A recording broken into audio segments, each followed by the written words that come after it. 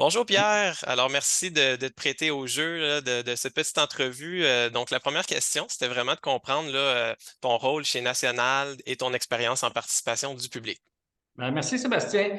Ben écoute, moi je fais depuis 20 ans de la participation du public sous toutes sortes de formes pour un ensemble de clients institutionnels, immobiliers, des ministères, des villes, etc. Je suis vice-président principal affaires publiques et acceptabilité sociale. Vraiment un spécialiste de la participation publique certifié à l'Association internationale de la participation publique. Donc, j'anime des rencontres, je développe des stratégies de participation du public. Évidemment, moi, je fais du en personne, puis je fais aussi du virtuel, puis je peux travailler aussi avec des plateformes comme Cocorico pour qu'on puisse joindre le personnel, le relationnel avec aussi une plateforme qui nous permet de rejoindre encore plus largement. Alors, c'est un peu ce que je fais chez National. Bon, ben, c'était un bon tour de table, c'est très intéressant. Puis selon toi, là, justement, en lien avec la plateforme Cocorco, comment ça peut aider à obtenir les porteurs de projets à obtenir plus de succès? Ben d'abord, vous en faites beaucoup d'immobilier, puis moi aussi. On sait tous que chaque projet est différent. Hein? La région est différente, le contexte est différent, l'envergure du projet est différente. Il y a des Mhm. petits, il y a des 6 logements, puis il y a des 1800 logements, des quartiers complets. Alors donc, évidemment, ça prend une souplesse dans l'approche. Alors Mhm. donc, ça, c'est ce que vous avez, puis c'est ce que nous, on offre aussi. Donc, on s'adapte à la situation de chacun.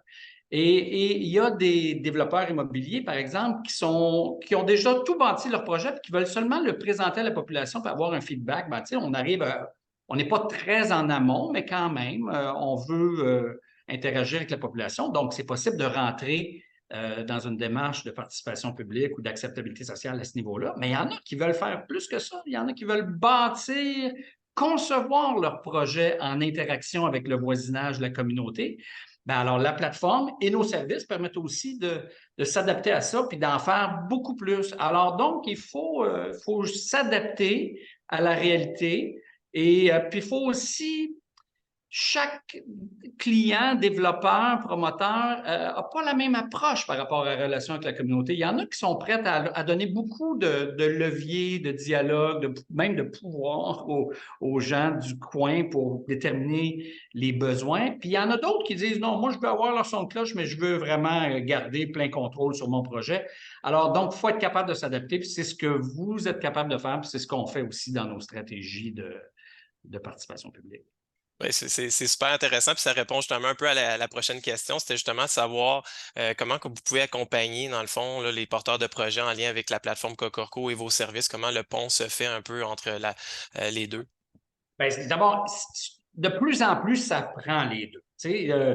D'être juste virtuel, moi, je pense qu'il manque quelque chose. Il faut développer l'interaction avec des gens, mais en même temps, on le sait, là, souvent, c'est les mêmes qui viennent, où on a de la misère à élargir le champ de ceux avec qui on discute. Puis là, il y a des parents qui ont des jeunes enfants qui ne peuvent pas, etc. Donc, d'offrir un mode virtuel de participation, mais qui est bien contrôlé, là, qui ne permet pas les dérapages que les médias sociaux permettent, ben ça, c'est un peu l'avantage d'une plateforme comme Cocorico. Et évidemment, il ne faut pas que ça soit la plateforme d'un bord puis nous de l'autre. C'est pour ça qu'on travaille ensemble et quand on bâtit des stratégies, on s'intègre bien, ça prend les mêmes messages, il faut les lancer au bon moment, il faut que tout ça soit interagisse là, de façon efficace. Puis, il faut se rappeler que de manière générale, pour des projets immobiliers, si tu es capable d'intégrer dans ton projet, si les gens avec qui tu as parlé se reconnaissent dans ton projet, ben c'est pas une garantie qu'il va aller de l'avant, là, mais tu as plus de chances que ça marche. Puis, et tous les promoteurs, développeurs d'expérience savent que maintenant, là, s'il n'y a pas de dialogue social, c'est vraiment pas facile. Alors Mhm. donc, on allie les deux, puis on le fait en coordination. Et nous, évidemment, comme stratège, on vous suggère toujours d'envisager de joindre à ce qu'on va faire avec vous des outils complémentaires qui vont permettre d'aller rejoindre plus largement. Alors, c'est comme ça que je vois mon travail avec mes clients. Puis c'est pour ça qu'on a cette collaboration-là qui est gagnante pour les développeurs. avec Cocorco et National.